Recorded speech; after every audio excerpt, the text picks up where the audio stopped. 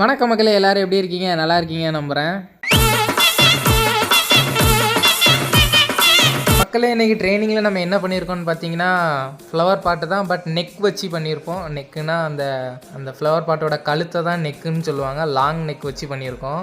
அது வி ஷேப்பில் அழகாக இருக்கும். இந்த மாதிரி வீடியோஸ் பார்க்கணுன்னா இனியே ஃபாலோ பண்ணிக்கோங்க. யூடியூப்பில் பார்க்குறதா இருந்தால் சப்ஸ்கிரைப் பண்ணிக்கோங்க. ஓகேங்களா? வாங்க எப்படி பண்ணுறதுன்னு பார்க்கலாம்.